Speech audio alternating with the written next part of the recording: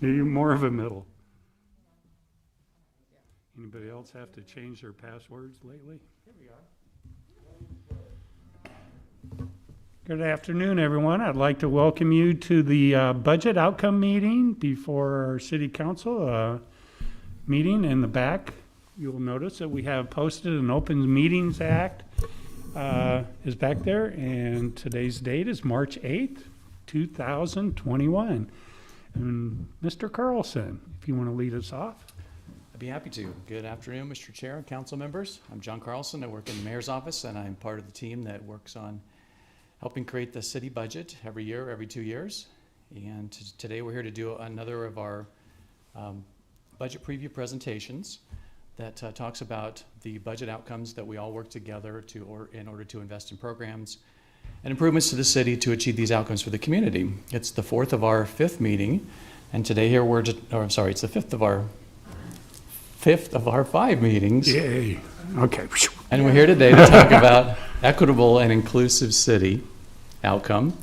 And there's some information on the screen here from the budget book, but it talks about our commitment as a city to creating a culture of equity, diversity, and inclusion, both within City Hall and without into the community at large. This means that we're going to work to ensure that our workforce is diverse and that people are not discriminated against in their employment, their housing, or their public accommodations. When such discrimination could occur, we want to make sure those complaints are handled fairly and expeditiously and people get the results that they need. We want to make sure that inequities in the community are addressed, vulnerable populations are adequately supported. We want to champion those community policies, practices, and cultural change that advance equity, diversity, and inclusion. And we also want to foster community conversations about difficult topics like racism and discrimination. So, as like all of our other budget outcomes, all of our city departments work on these outcomes with different parts of their programming that we do. We have 4 departments and programs that are here today to talk to you about some specific work that they do on this outcome.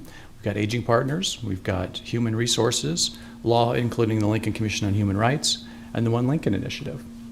And so without further ado, I'll invite Randy Jones to come up and talk a little bit about Department on Aging Partners. Yay. Thank you, John. Council members.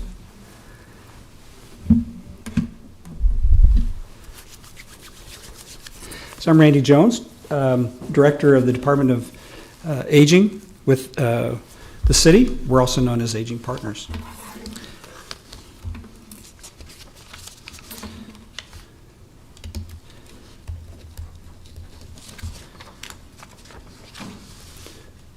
So our mission at Aging Partners is to enhance daily living, expand personal choices, and educate the community. And all that is done in an effort to support independence of our city and help them live full lives.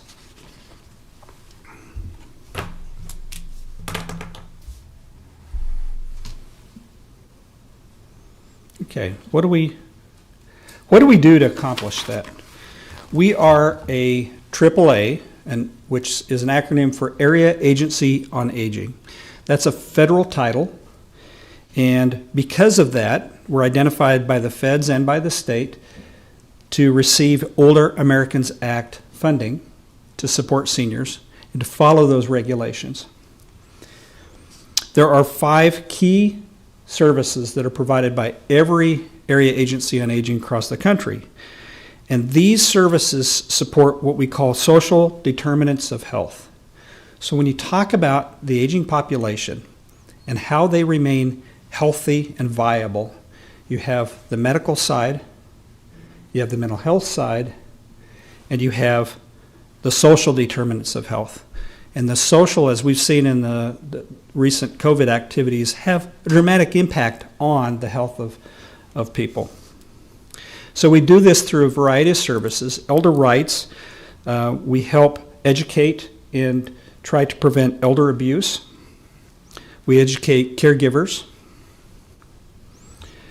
We have nutrition programs. We serve congregate meals in our senior centers where seniors come in and eat balanced and hot meals. But we also do home delivered meals.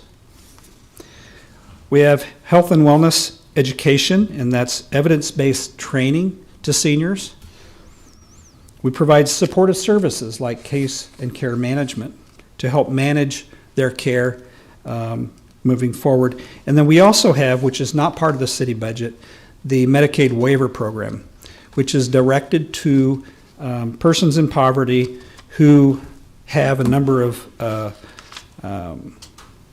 ADLs, active daily living deficiencies. So I'm not going to touch on this because I'm going to touch into the graphs here that will explain each of these, but these are the 4 indicators of performance for aging partners. And the first is focused on social isolation. So, why social isolation? Why is that so important? And again, we've seen with COVID the impact that social isolation can have on people in terms of their social isolation contributes to increased depression and mental health challenges. It also contributes to the lack of meeting nutritional needs when you don't have others in the home. You don't have others either helping to feed the senior, provide meals for the senior, or no one that's actually noticing any changes in their nutritional balances.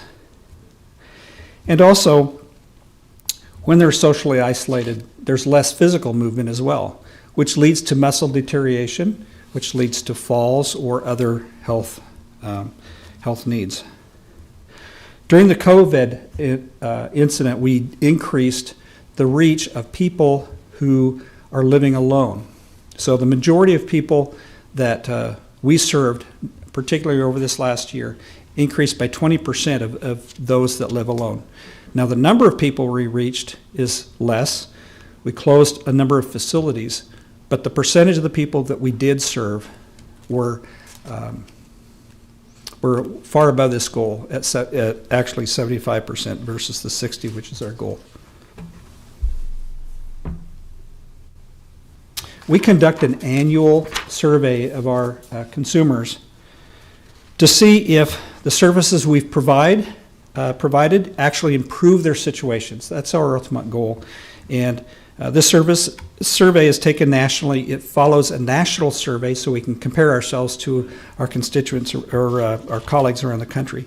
Our goal is that 90% of the reports show improved outcomes, situations, based on the services we've provided. Industry average is 83%.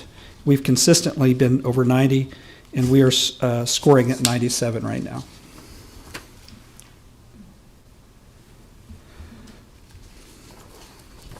This is a goal that's going to be increasingly hard to reach because we have a growing senior population. And our goal is to reach 50% of the seniors age 65 and older who are at 150% of poverty or lower. And so as the population increases, unless we find new ways of reaching populations with the same services, or unless we invest more in services to aging, this will be a declining number. And we really want to reach over 50% of the consumers that are 150% of poverty. Closing facilities during COVID did have an impact on the reach, and this time, year-to-date last year, we were at 34%, and this time of year this year is 29%.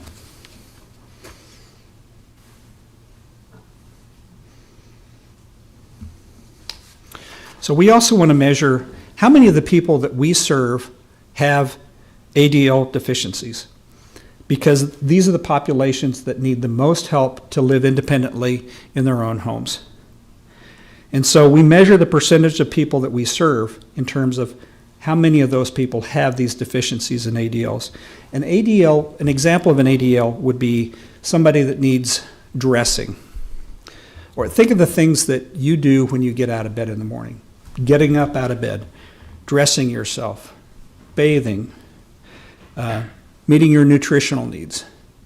If someone is deficient in 3 or more ADLs, oftentimes they are nursing home eligible. Our goal is to help support them in remaining in their home if they wish. The national standard is that AAA's 20% of their population are in this category as being 3 ADLs deficient, and we're reaching 24% of our clients have these ADL deficiencies. the last budget cycle, we talked about shifting some investments because we were seeing longer wait times of consumers for our care management services. And so we decreased FTE count and shifted an FTE count over to our care management services. We haven't seen a whole lot of time on this. We got that position hired in December. We've had some kind of like musical chairs in that department right now. So it's delayed our attention to this. But within the little time that we've seen an impact on the wait time. So the results are showing that 1.6 days were saved in long-term needs and crisis situations in terms of wait time, and 0.7 days of improvement for the high-risk levels. And we can make significantly more improvement now that we have that staff person on board, and I'll bring back those results to you at a future time.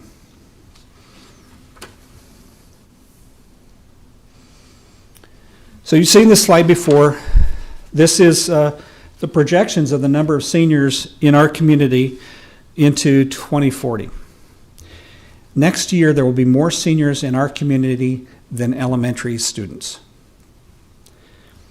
In the next 20 years, we'll see 20,000 more seniors over the age of 60 than what we have in our community today. And as you look at this slide, I want you to please pay attention to the top two colors, the aqua blue and the purple. That is the age group that is 80 plus. And that age group requires the most number of services. As you get over your 80 years old group, you're seeing more health issues, more nutritional issues, more services required to help them live independently. And you'll see that percentage of the population, which is the end of the baby boomers, is increasing significantly more than the rest of the senior population. It's not that they're increasing in numbers as much as they're just getting older from the younger age groups. This is what we look like from a city-funded program perspective. 48% of our funding for city services comes from the city general fund. 27% comes from the Older Americans Act. So we operate our city programs at $4.6 million. Our waiver program, which is state funded, is not reflected in this report, and that's a $2.7 million program.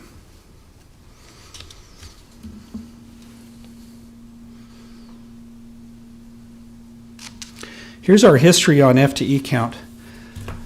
We have tried our best to be as efficient as we possibly can. And anytime we have staff turnover, we reassess where they're focusing their time and attention, seeing if we can do it in more efficient ways. So since 2016 for our city programs, we had 40 FTEs on staff. We're now at 37.7 in terms of city-funded programs. We've been fortunate with our Medicaid waiver program. We have the ability to shift the FTE count for that program specifically up higher because we have control over the budget and the numbers have continued to increase. So we've been fortunate that we've been able to increase our staffing in that area. We're serving about 800 seniors with Medicaid waiver right now. Back in 2016, we were serving around 600. But we've achieved these efficiencies through both hardworking staff, but also reductions in programming. We've reduced a number of programs in order to keep within the budget.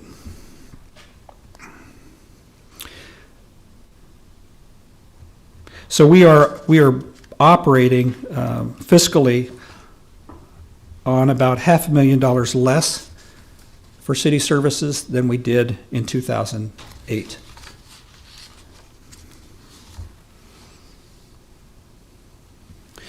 Here's what the city investment has been in terms of per capita for seniors. So when you look back to 2008, we had an investment that was hanging around $3 million. And so our investment at that time for the number of seniors was at $80 a senior, basically. And over the years, that's changed, and we're now at $40 investment per senior. So our need to increase investments in seniors as we move forward is very important. And I have an opportunity. You've heard us talk about Victory Park. This program has, the Seniors Foundation has worked on this program for many years to help provide aging partners and the community a place for seniors to be served and come together and meet the demands of the future. The Seniors Foundation developed this vision with aging partners and the developer, and it's now coming to be a reality. The importance of this project is threefold. One is availability of services. We are now at a point where our downtown facility is inaccessible to many people. The dynamics of the downtown environment has changed dramatically over the years in a very good way, but it's more dangerous for walkability in terms of senior citizens and their crossing of streets. Parking access is difficult.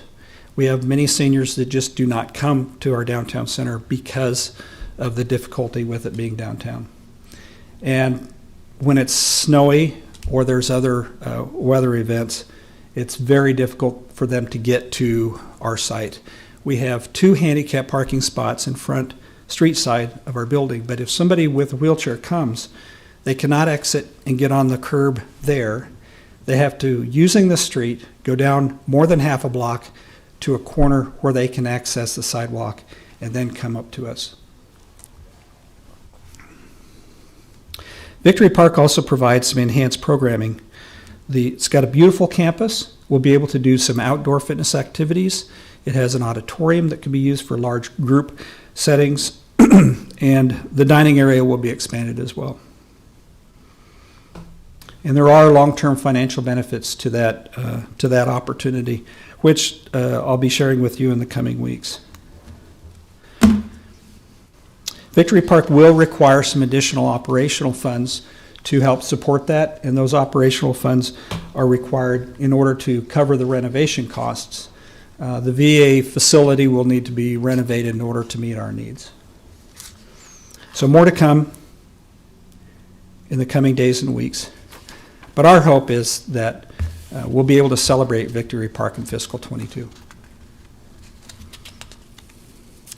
You'll see on the map there that yellow area are the 2 buildings in which we will be proposing that we move to. So there's a couple lessons that we've learned through COVID that we'll be applying to the future. One is the decontamination or sanitation of facilities are very important. We could not only prevent or impact COVID, but also reduce flu or other transmissible diseases.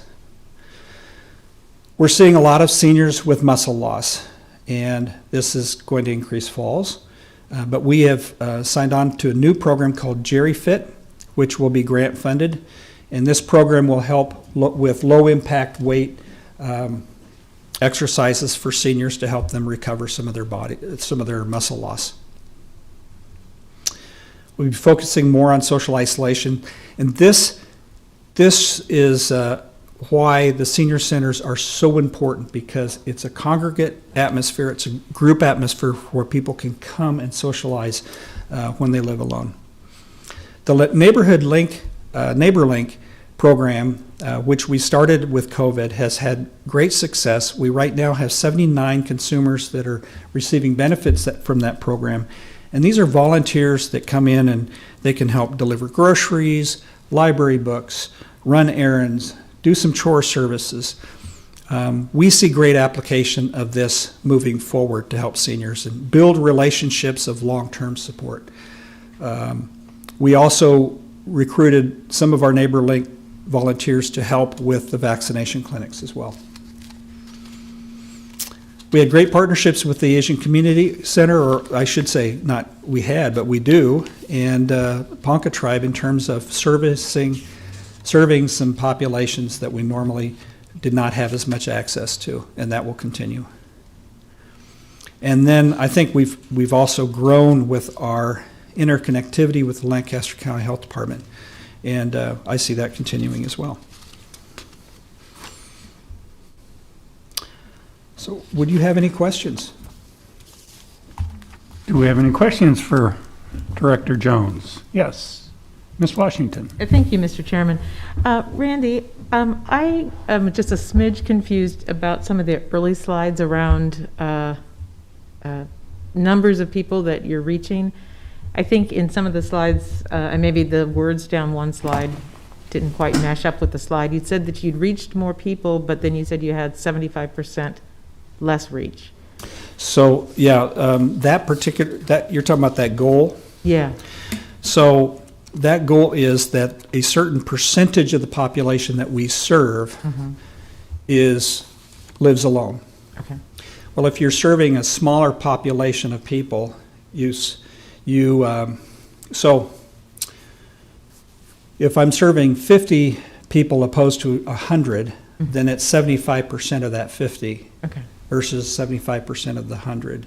Okay. So what's happened with COVID is some of our services contracted because the fitness center was closed, our senior center were closed. So the numbers total have dropped slightly. So that 75% means that even though the numbers dropped, most of those people are living alone. Those are the people that really depended on us for service. Okay, thank you. Does that make sense? It does. Okay. It does. Yes. Councilperson Shob, did you have any questions? I did not. Okay, Councilperson Ward. Thank you, Mr. Chair. Director Jones, you mentioned we invested over time from $80 per senior to $40 per senior. What time frame was that again? However many So that's years? from 2008 until this year. To current, Yes. so 20. So as the population has increased, the investment in seniors has not. So Annually, the is that yes, correct? that's Annually. correct. So the per capita value of that investment is less for seniors than it once was. in your budget. So what happens In if our this? budget. Yeah. So what happens if we continue at this rate? That's you're making your case. Yes. Well, if we don't, then we have more seniors that are not served. And what we have to do is we've cut as many programs that are wannabe programs that we can. So we're now down to bone in terms of the programming. We would have to focus on people that are just at the lowest economic level of our services first, and there would be consumers that couldn't be served then, if that continues. At this rate. Yes, at this rate. We are largely a non-means determined programming, and that's by OAA standards. So when someone comes into our senior center and receives a meal, we ask for a voluntary contribution, but they're not denied a meal because they may have a higher income than another person. That's good. Thank you very much. Yes. I have a couple quick questions, I hope. In your budget, fees and fines collection, do you collect some fines or? No. They just, If you don't eat all your vegetables. yeah. Okay, it's about 40-some thousand or 50,000, and then, Yeah, this Charges- is user fees.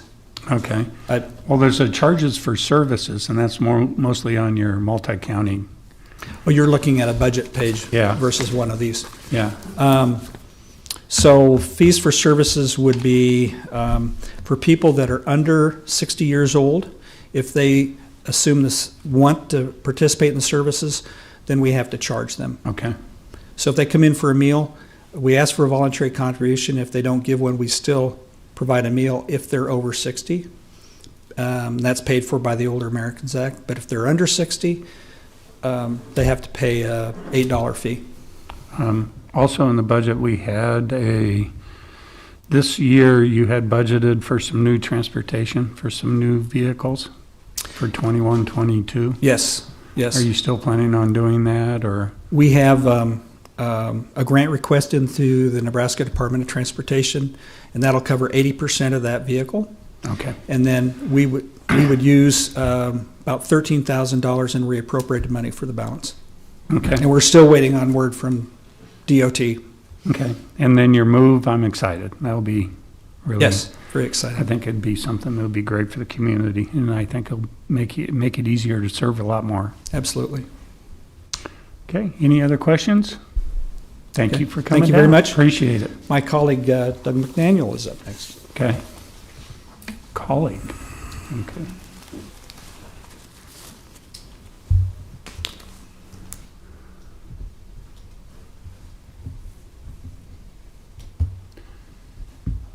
Mr. McDaniel, thank you for coming down. Council, thank you for the time to present to you.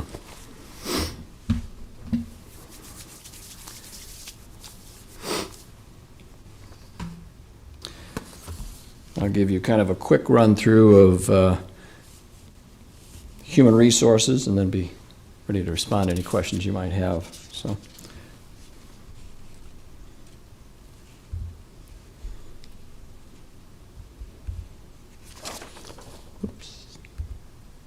the mission of human resources, if you have there, is to competently, efficiently, and serve the employees and citizens of the City of Lincoln and Lancaster County in all aspects of human resources and risk management.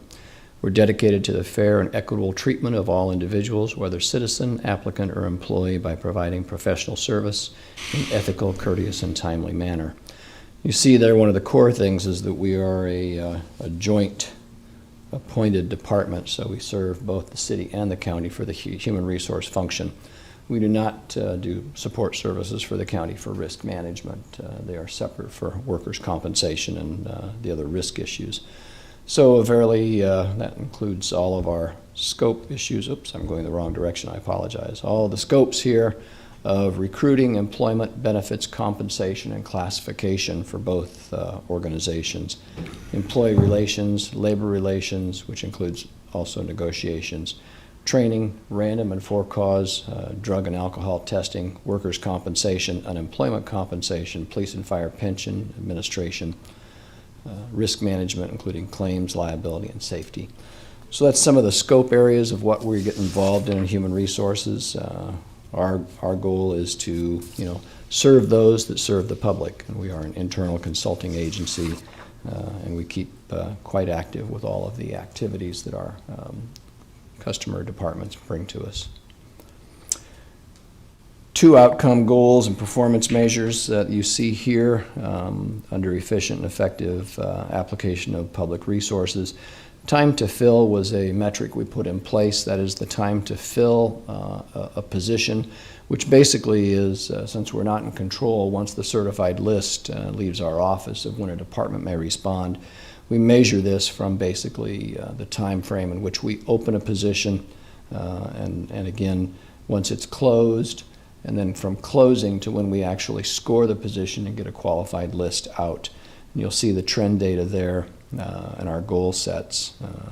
So basically you will see in that time to fill, we had set for 18 days in 29-20, less than 15 days in 2021, moving to less than 14 days in 21 to 20 in the next budget year. The other outcome goal is turnover of full-time and part-time staff, less than 8% across the board in all years. So time to fill, you'll see here on our trend line in 2017, it was 20.5 days, 23.6. 2019, we made a very concerted effort moving it to 13.5. In 2020, we were down to 5.45 days. Now again, that year, 2020, is an aberrancy. That was in the midst of a pandemic, so I don't know that I can take that as a benchmark. A lot of things changed last year in that respect. Conversely, we see the turnover trend kind of inching upwards, where it was 6.7%, 5.9, back to 6.7, and then 2020 trending up to 7.9%. Again, we'll see where we go with that issue, but we are trending upwards a little bit in terms of the turnover. Most likely, I would attribute that anecdotally to probably retirements of our baby boomer age band, but there's also some other turnover mixed in with that as well. The FTE trends, while it's a very small slide, and I apologize for that, we've stayed even at 22 FTEs throughout the year. It's a very small staff that does a great deal of work across those organizations. I only included a couple of the trends on our budgets. We have a number of funds for insurance funds that I did not put in. You have those in the budget book. But basically, you'll see our general fund, our workers' comp fund, and the police and fire fund. Those are our larger funds that you will see there, and the trends in that.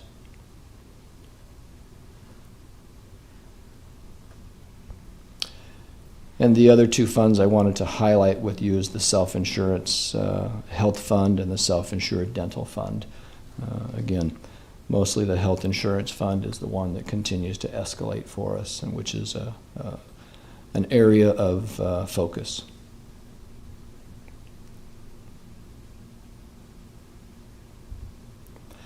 So where we see needs. Again, last year was an aberrancy, but you also know that we spent a great deal of time in 2020 in the installation of a new payroll and HRIS system. HRS is the acronym for Human Resource Information Systems. A robust move from our 1990s mainframe payroll system that does quite a bit more. So Oracle HCM, HCM stands for Human Capital Management, shifted some of the processes to human resources. So as a result of that shift, we have had to redirect some of our staff to full-time Oracle support, things that we may not have been anticipating or may have been a little naive on. So we're not meeting some of our existing needs, such as data reports, website maintenance that we shift people to, and so we've had some other people do website maintenance. We're falling behind on that. Our customer response to inquiry and ongoing employee training. All of those areas have somewhat fallen, not totally to the wayside, but it's not in the response that we would like. So our efforts towards education and training and organizational development are not meeting the needs of the customers, our member departments. We're unable to adequately respond to requests for training. We have to either develop that training in-house, we don't have enough resources to deploy that training, we have to do the research, or we have to outsource that training. And we are seeing an increased workload related to employee relations, such that we need additional resources to assist customers in addressing these items. Employee relations is probably top and center, and there's two people that do employee relations across the city and county. That's Daisy Brayton, my coordinator, and myself. So in the midst of all that, we stay very, very busy. I'll repeat the mission again, at least there for you, and I'll answer any questions you might have. Do we have any questions for Mr. McDaniel? Councilperson Washington. Director McDaniel, good afternoon. I have questions about Oracle, and you've been very forthright in explaining that some of the goals have not been met. And I realize we're going to be looking forward, but I do want to just touch base a little bit on some of the problems of the transition to Oracle and pay discrepancies. Mm-hmm. And if you're able, what's the time frame typically for resolving a pay discrepancy? If someone calls and says, you know, I got 50% of my pay, how quickly is that resolved? Well, it really depends, Councilperson, on the nature of the pay discrepancy and what really is at the core of that. Mm-hmm. So that may take some research that goes into it. It may result in a grievance. And so again, it's difficult to say what a typical time frame is. Early on when we were deploying the payroll components, Mm-hmm. again, payroll is a separate component from human resources. That comes out of the finance department. But I'm not going to ignore the fact that I'm very intimately involved in that process as well. But if we saw something that was significant and a gross oversight where someone was drastically reduced in pay, our payroll department cut a check once it was resolved that day or the next day if they found a direct error on our part. If there was a calculation misunderstanding, that may take a little bit more work on those issues. And admittedly, early on, there were some errors. There were bound to be. We have to also understand that we're moving from a very decentralized system where things were done manually at the department level to an automated process centralized. And we've quite frankly found practices that varied from department to department, and between labor contracts and between rules. And that was across both city and county. In fact, in some respects, we are still fleshing some of those out where we find inconsistencies. So we try to respond as quickly as possible, but again, I think most errors or most problems were resolved within a week to 2 weeks if they were not critical in nature. So by the next pay period, otherwise they would cut a separate check. There are some issues that resulted in grievances from labor unions, and we're in the process of fixing those and resolving those grievances. Okay. Thank you very much. Certainly. Any other questions? I have one quick one. Have you seen much change in the self-insured health fund because of COVID? It's difficult to say, councilperson. We get a monthly report from Aetna as to which procedures have been related to COVID, whether it be testing and things such as that, hospitalizations or treatments that are COVID related.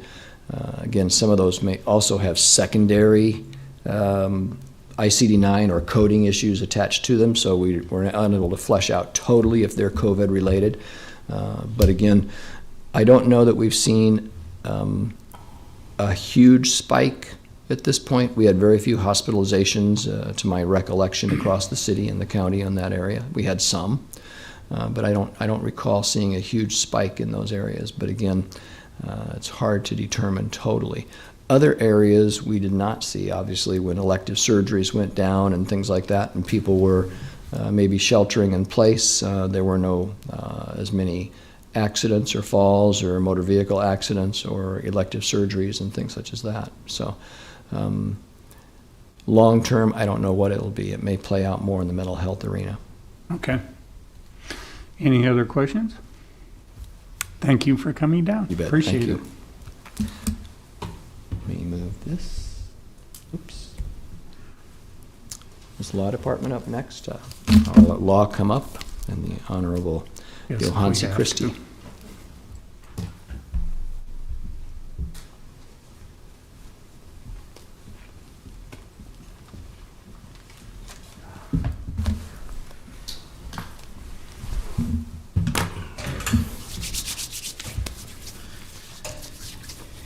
Good afternoon. Good afternoon, Esquire. Thank you. It is my, Johansi Christie, City Attorney. It is my honor and privilege to stand here and to be able to talk about the Law Department today. So, thank you. You can see our mission, which, excuse me, I'm not going to read it to you, but I will just highlight couple things. Our goal is to provide a high level of professional in-house legal services, and I'll talk about in-house legal services in comparison a little bit later. References protecting the interests of the taxpayers of the city of Lincoln, and so we obviously have to consider that as well. We also are representing, obviously, you all, the council, the other city departments, the mayor's office, but again, we also are tasked with looking out for the interests of the taxpayers as well. Go to the next slide. When we look at the data and performance measures that inform our work and budget, 3 outcome areas. First one, innovative and operational excellent city. You can see there that we have the in-house hourly rate at $137, which is our target goal is 200. So we're significantly lower than our target, which is good. Proud of that. Skipping over the second one for a second, I want to skip to the third. Safe and healthy city. Maintain a low crime rate is the goal. We have the measure there for the conviction rate, and you can see that we are above 90%, 97.2%. I think it's been it's been over 95 for several years. But touching on prosecution for a second, One of the things that I don't know that a lot of people are aware of is that the prosecution office, they do walk-ins every day. And so how that works is if someone has a ticket, even if it has not been filed by our office yet, they can come in and they can talk to a prosecutor. So we have basically prosecutors are on call every day, and people will come in and they'll be able to talk to a prosecutor right away. And oftentimes that will result in resolving the case or the issue right there. A common reason someone might come in is they got an insurance ticket or something. They have their insurance, right? And they come in and they're able to talk to a prosecutor about that. I just point that out because I do think that is something that a lot of people are unaware of. I think it really helps with access for the community, and we are looking at ways to increase access as well. Prosecution office reviews, I think, over 38,000 cases per year that are at least referred. I think that was the year before last. This last year it was down a little bit. I think it was around over 29,000. Still significant amount of cases per year that are sent over for the prosecutors to review. The first number would average out to over 3,000 per month, right? The next number is over 2,400 per month. So still a lot of significant traffic coming in for the prosecution division of our office. Going to number 2, equitable and inclusive city, fair resolution to discrimination complaints. This is, we have a measure of maintain on time case around 67% of the time. I want to touch on this for a second. You can see that we did not meet that. This is with the Lincoln Commission on Human Rights. And I should have said this at the outset, but Miss Adele Burke will be coming up to talk a little bit more in detail about the Commission on Human Rights. So we're both gonna talk about it a little bit. But I do want to touch on this again, the 35%. The goal is, I believe, 100 days to turn around. One of the things that is lost when we consider this 100 days turnaround is the mediation time period. So a lot of times if a case is referred and then the mediation process will start, that mediation time period actually counts against the 100-day turnaround. And a lot of the cases that deal with like housing complaints that have gone past the 100 days, they have resulted in successful mediation. And so while, again, we do want to have the 100-day turnaround, which is the goal, we also need to at least be aware of and consider that mediation, conciliation is also a very important component of all of this. Also, the cases will have to go in front of the commission. The commission meets once a month, and so you can imagine if you resolve a case on day 31 and then you have to wait another month to go in front of the commission, that can also add a delay as well. Other thing I'd like to point out, of course, is COVID. I think COVID has just been a factor for all of us for the past year, and I think that also has to do with case turnaround, whether it's being able to meet with people in person or meet with people at all, those sort of things have also factored in. And again, Ms. Burke will talk about the Commission on Human Rights a little bit more, but essentially their mission is to prevent, respond, and eliminate all forms of illegal discrimination, focusing specifically on housing, employment, public accommodation, illegal discrimination within the city. So that's their focus.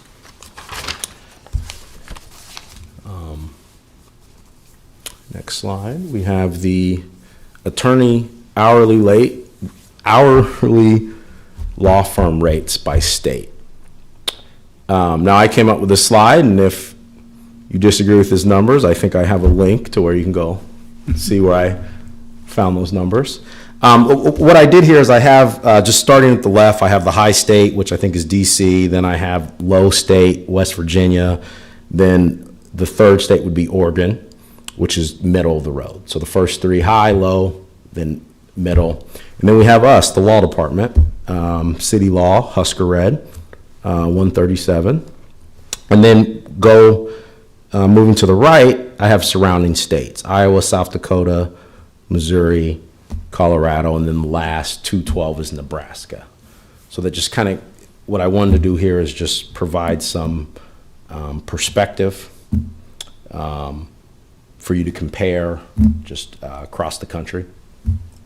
Very proud of, certainly the law department, very proud of how we are able to effectively protect the city's interests in a cost-effective manner. If we go to the next slide, this is another comparable of hourly rate. However, this is in Lincoln only. So again, 137, that would be the city law department. And then we have the basic private sector, specialized private sector. Again, just high level, wanted to provide some comparison for you, some numbers for you to look at. Excuse me. I don't have any problem suggesting and stating to you that these numbers are probably low. I'm aware of several specialized attorneys and our partners that would charge well over $300 per hour. Just wanted to give you some numbers to look at. And then just breaking it down a little bit more, when we talk about city departments, one of the main things that we do would be general legal services, right? And that is for all of the city departments. And so when we break that down, it's 61 city departments and or divisions. So, the city clerk is within the finance department, right? So lots of divisions within each city department. 24 boards, committees or commissions. We review or monitor all of the state legislation that is impacting the city. And what that really means is that the law department, we are reviewing all of the state legislation that is proposed in the state legislature. We have attorneys that are looking at all of those and helping craft a response if necessary, or at least provide advice and guidance when asked. Of course, you're familiar with legal holds, negotiate and or reviews over 4,000 agreements. I think I have another slide that has the exact number, but it is over 40,000. Actively handles over 70 civil litigation cases. Now that I just want to point out with the 70 civil litigation cases, that is just sort of an average at a time, at a snapshot. Oftentimes these civil litigation cases are complex. They're not, oftentimes they're not your normal litigation type of case because it involves the city of Lincoln. It might involve novel issues, or it might involve several departments, that sort of thing.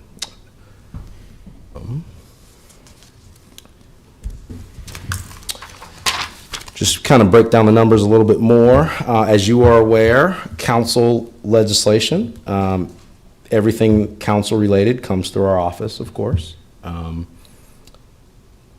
We are also dealing with the Planning Commission, West Haymarket Arena Joint Public Agency, JPA. Everything related to those agencies, commissions, is also coming through our office. Civil litigation, kind of talked about that. Other civil services, here's where I have the exact number for 2020, 4,283 contracts or agreements. Now, there's other civil services as well, of course, but that specifically is the number for contracts or agreements. Now, sure, some of them are basic, simple contracts or agreements or renewals, but not all of them. And so we certainly obviously spend a lot of time with that as well. Equates to over 350 per month. I did the math for you. Then again, just kind of high level, city law department. broken down into our 3 divisions: Civil Division, Prosecution Division, Lincoln Commission on Human Rights.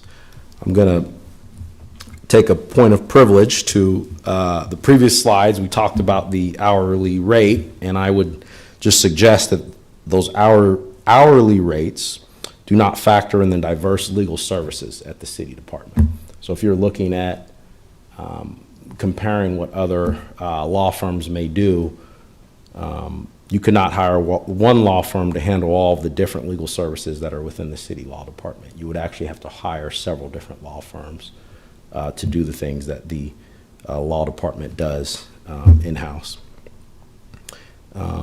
Obviously, we're available every day, and if that is not the case, please let me know.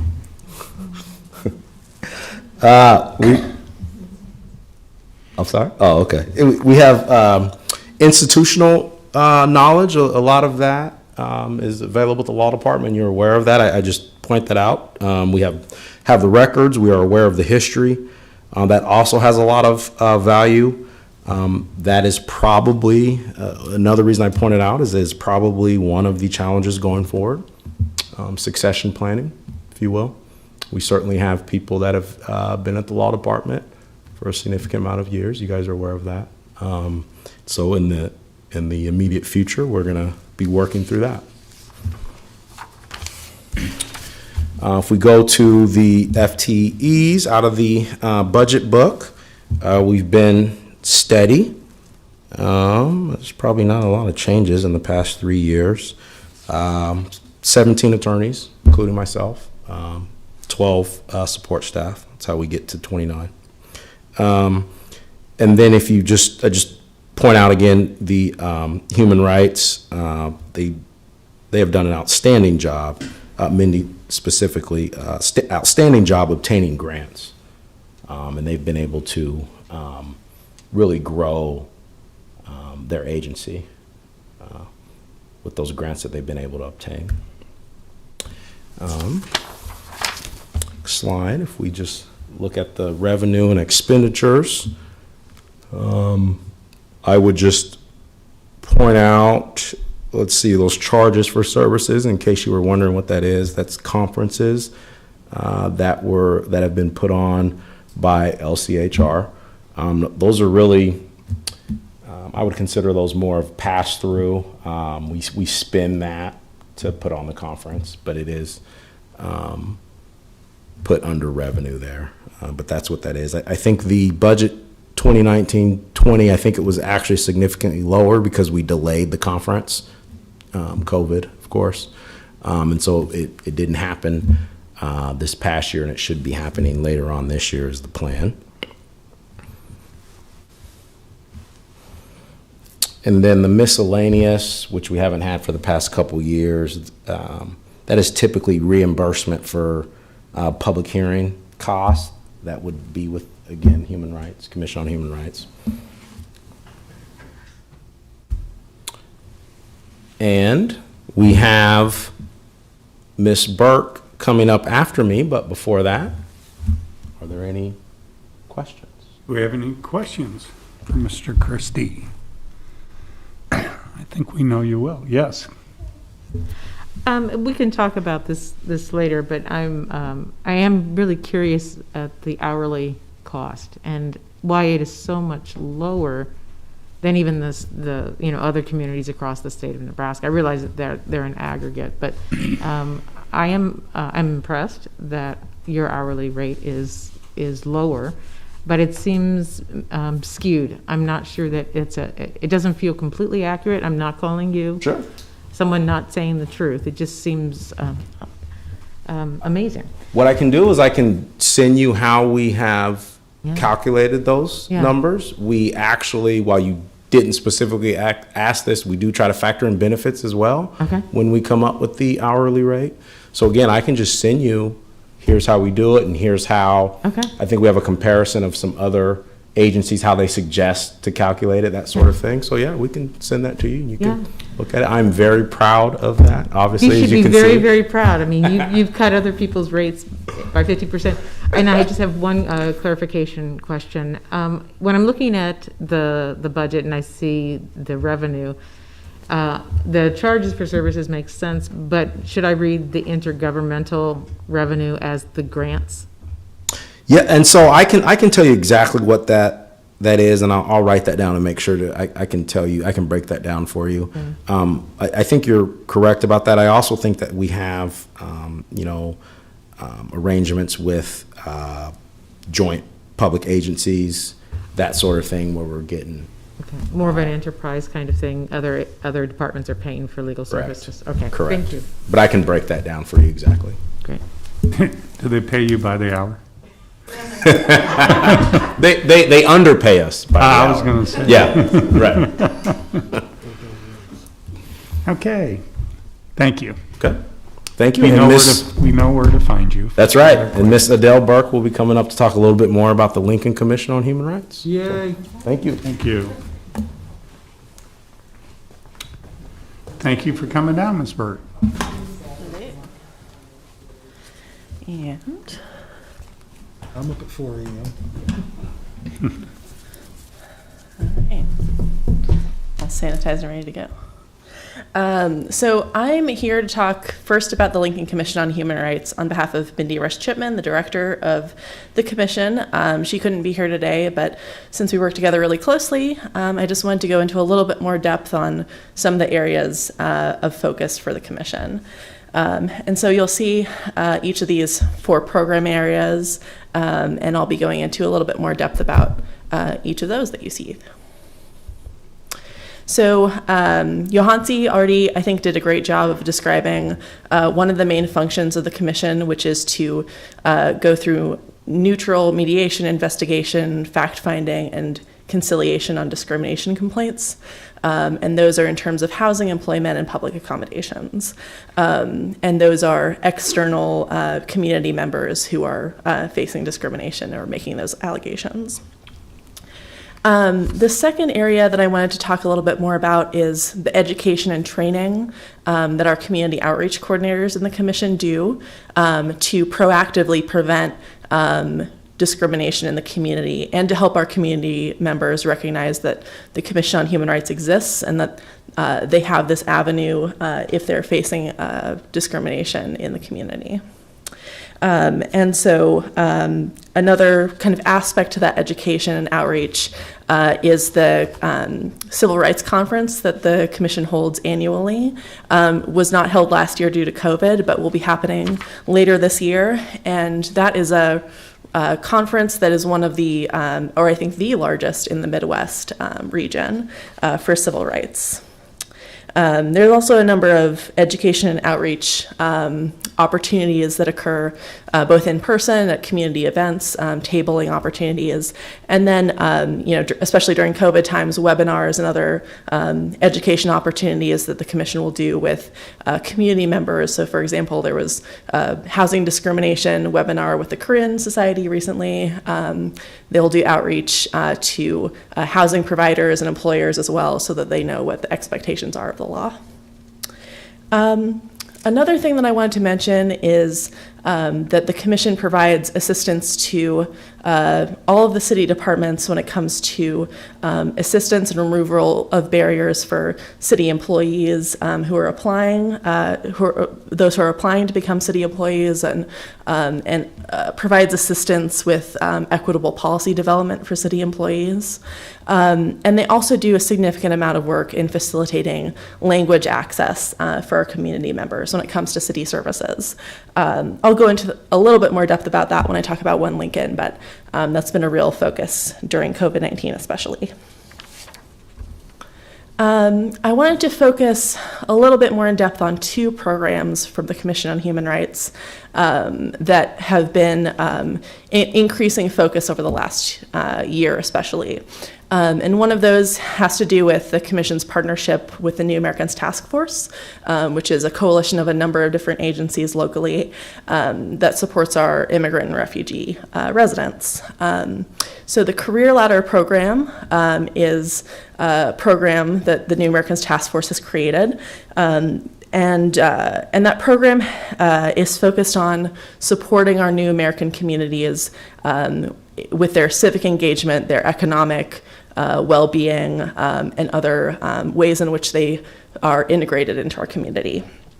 And Career Ladder has received $10,000 in grant funding from the U.S. Conference of Mayors, as well as $300,000 in grant funding through a highly competitive grant from the Google Impact Challenge, which was received in 2020. And yeah, so we're really happy about that.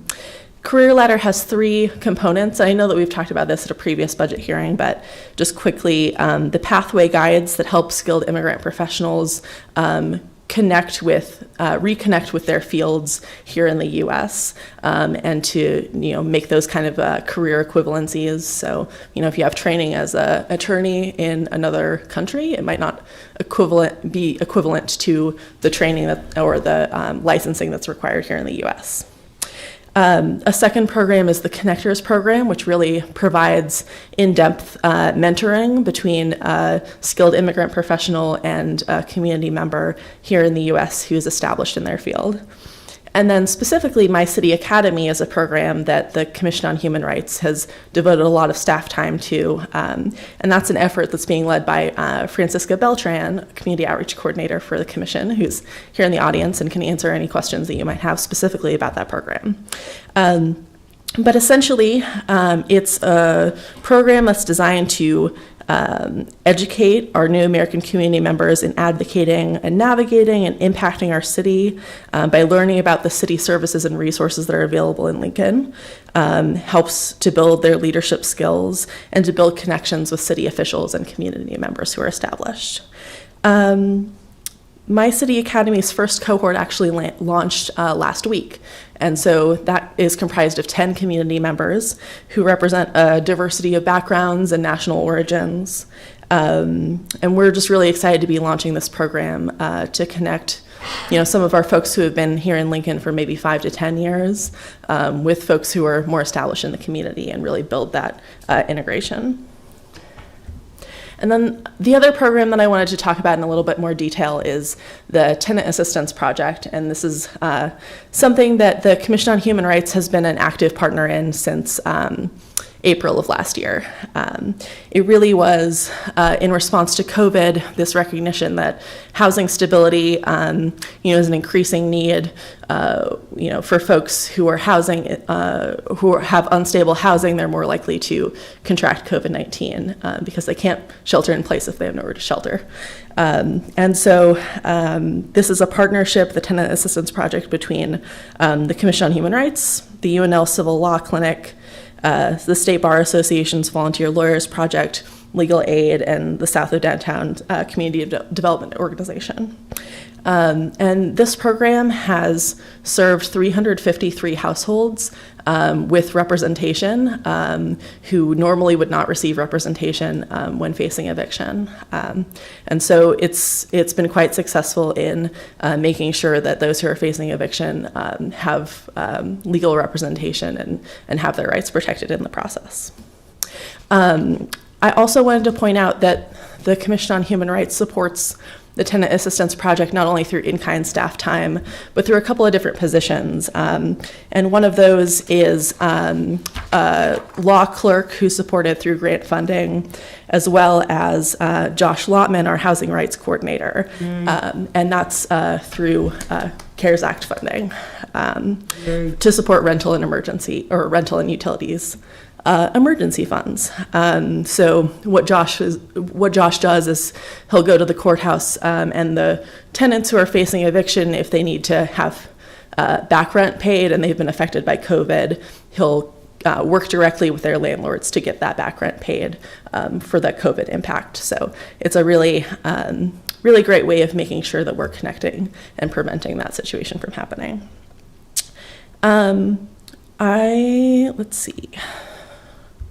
The next thing I wanted to just show you is an org chart of the Commission on Human Rights, because I think this really illustrates the point that Johansi made about how about half of the Commission is supported through general funds and historic EEOC and HUD federal grant funds.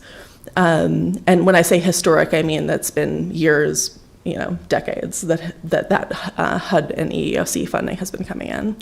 But then you'll see in purple, there's positions that are funded through new grant funds. And when I say new, I mean within the last 2 years. So Mindy Rush Chipman, as the director, has really done a fantastic job at recognizing unfilled community needs and then figuring out creative ways to fund them through grant opportunities. So like Johansi said, it's been really great to see that happen. That is all I have on the commission. So I'm happy to answer any questions, although I have not quite complete knowledge, and we have a couple of staff members as well.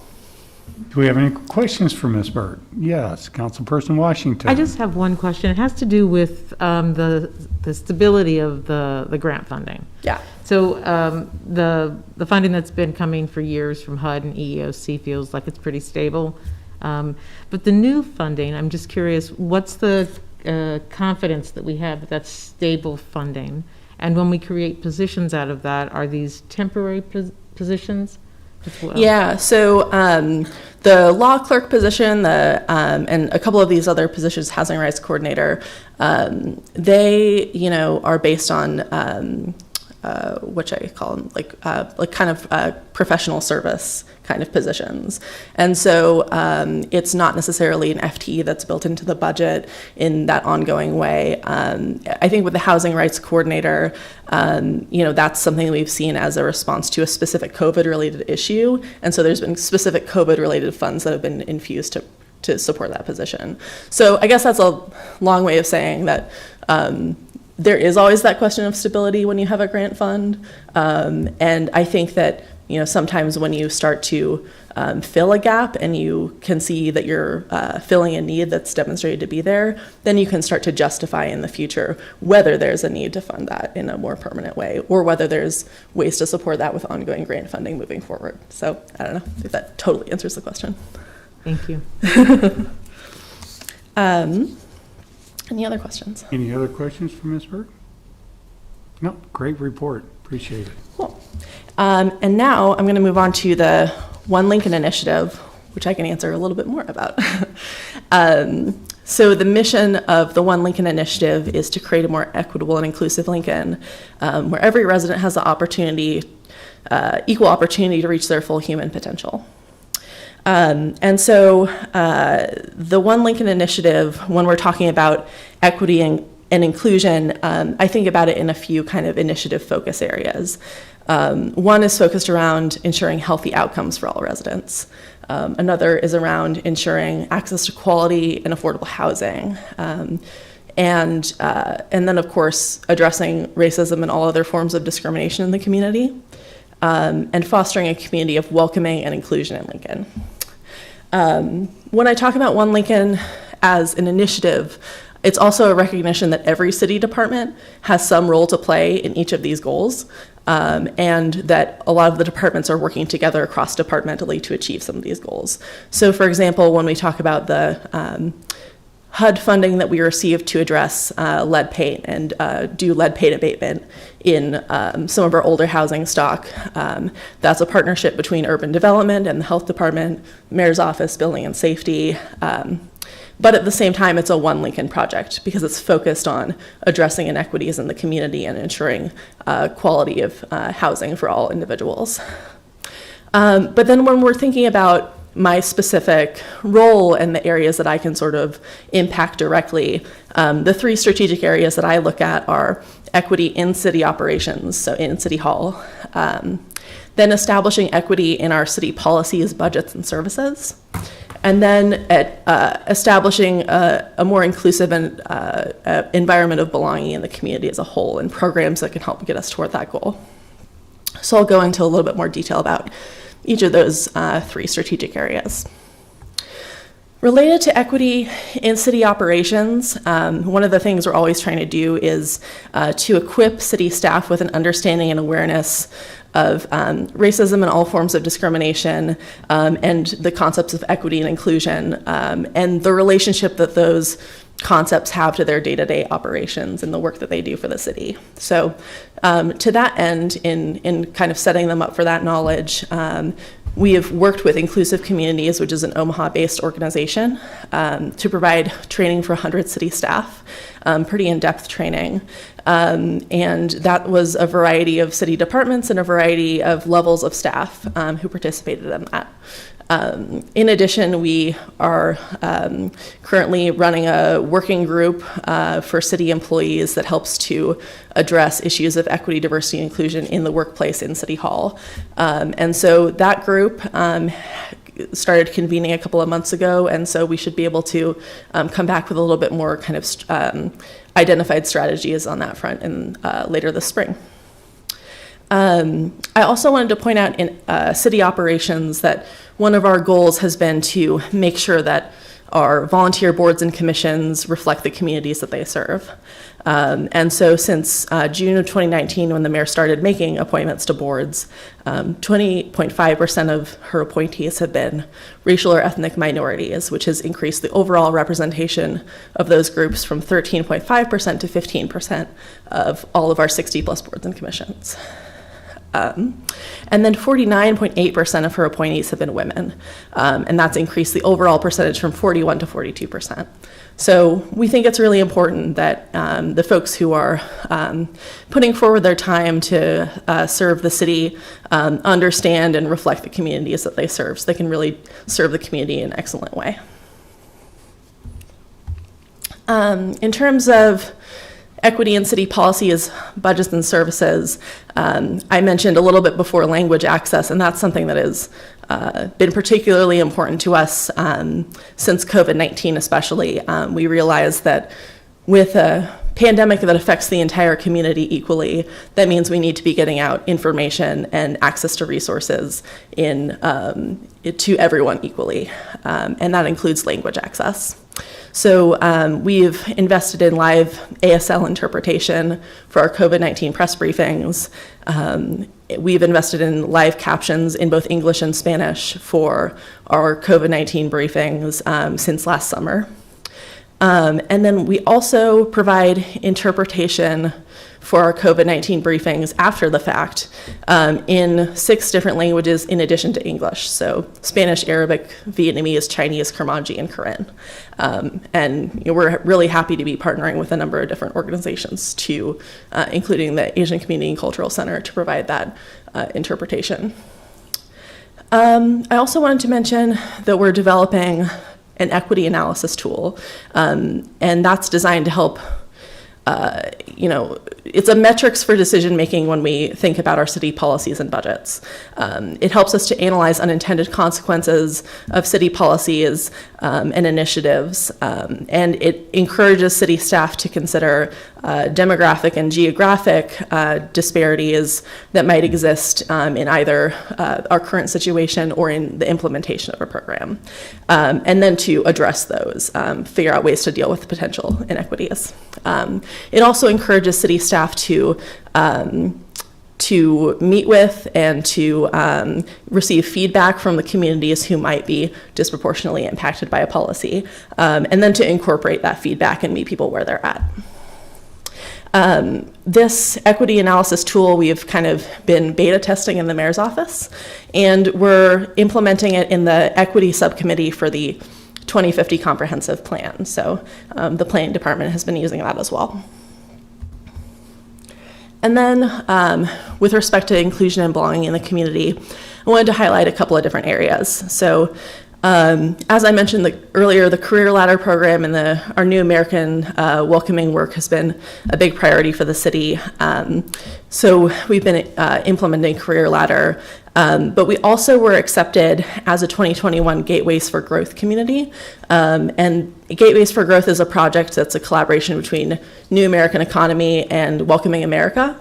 There are less than a dozen cities every year who are accepted as Gateways for Growth communities that receive research and technical assistance to implement a welcoming plan for our New American community members.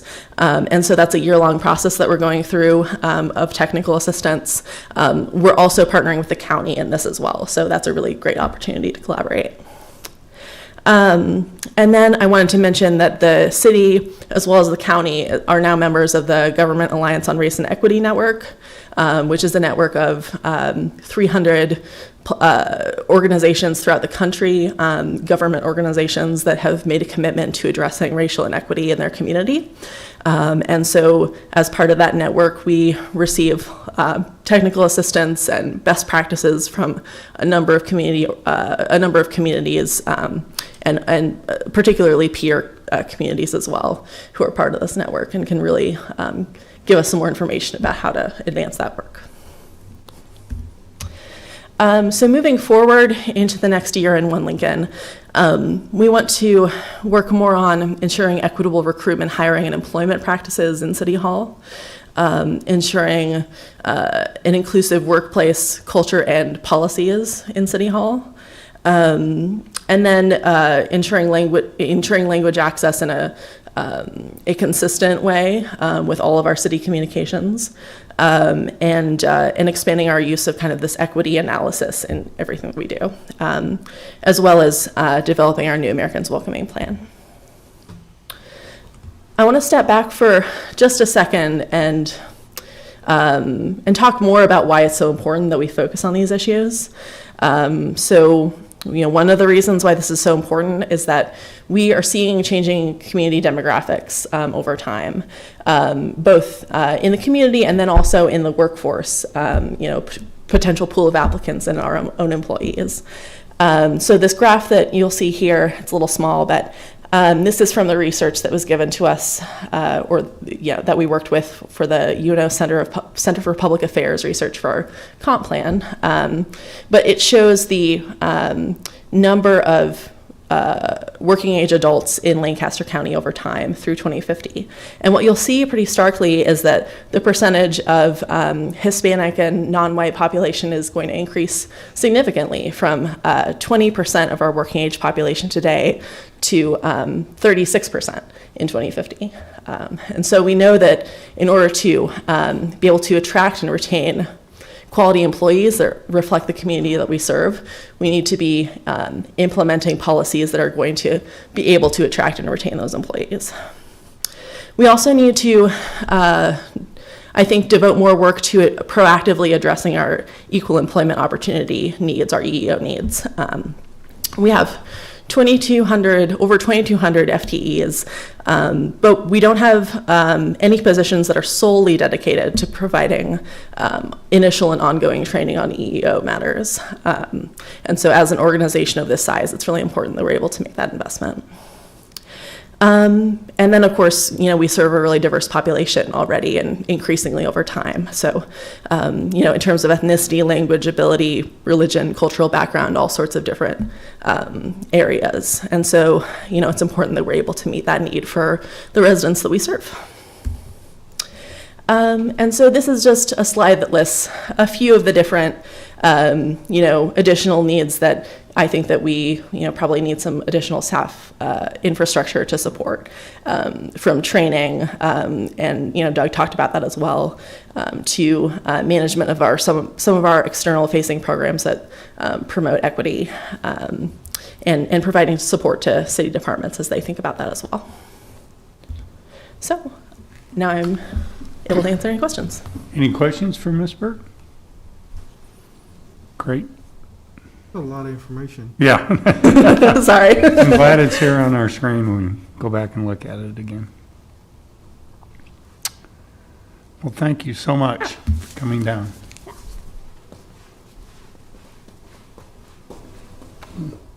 Hear that train blowing? Mm-hmm. Wait for it. You'll hear it at the next intersection in a minute. All right. John Carlson again, just for wrap up, to see if you had any questions for me. We've been cataloging questions and again, trying to get information back to you based on all 5 of the meetings and on anything ongoing and additional that happens. And of course, we'll be working closely with the council over the next months as departments start to put together draft packages. Okay. Councilperson Show. Yes, sir. Thank you, Mr. Chair. Microphone works better. Thank you, Mr. Chair. Yeah. Mr. Carlson, about that. So I do have a few questions I'd like to direct. Should I direct them toward you or do directly to the department? I'm sorry, in writing in the future. Yeah, Either not at way. this moment. Yeah. Either way. Is there a correct chain, preferred chain of? No, you're communication? obviously welcome to talk to departments. If you want to CC me just to keep me in the loop with what's happening as far as the conversation, that's great. And I'm perfectly willing to be the one-stop too. If you have questions, you can just send them all to me and I'll get the answers and funnel them right back to you. So this is kind of in preparation for us to review our budget. We normally go to your budget. We're on a one-year cycle because of some, illness-related issues Right, and pleasantries. right. So how much time are we talking about to, say if I wanted you to look at something to change in the budget, how much lead time do you want? How much, So- what is our working window here? Yeah, so a couple of, great, and thank you for bringing that up. So a couple of kind of touchstones along the way. We're kind of working backwards, obviously. We have the city budget hearings, in August, right? Once we've all done lots of work backing up from that. The mayor's charged by the charter and by ordinance to produce a draft budget in June. And so basically kind of working backwards from there.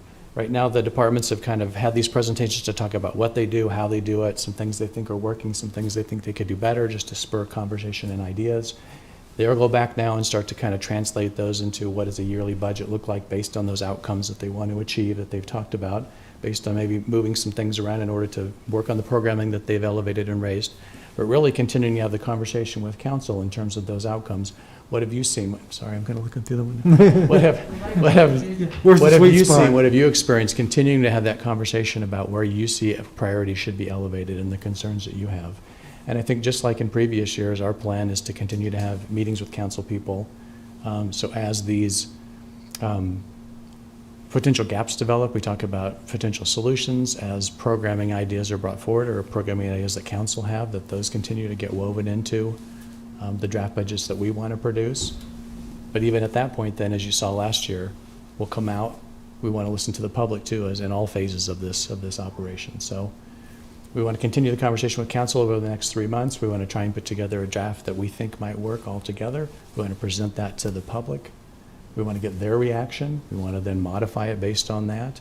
And then we want to have, again, another round of interaction with the public in those August hearings so we can put together a final budget that we think will continue to move the community forward in the way that we think benefits it. So, Yeah. that was a lot of information there too, but you said draft is out in June, so we should talk with you Sure. sooner rather than later. Absolutely, yeah. So this is kind of the kickoff of the process now where I imagine we'll be having more conversations with council people over the next month or two. Thank you. Thank you, Mr. Chair. Okay. Any other questions for John? Again, I think we know where to find you, if we do. Absolutely. I'd like to thank everybody that came down today. Appreciate it. Anything else for our meeting? Seeing none, we stand adjourned until 2 o'clock for the directors' meeting. Yeah.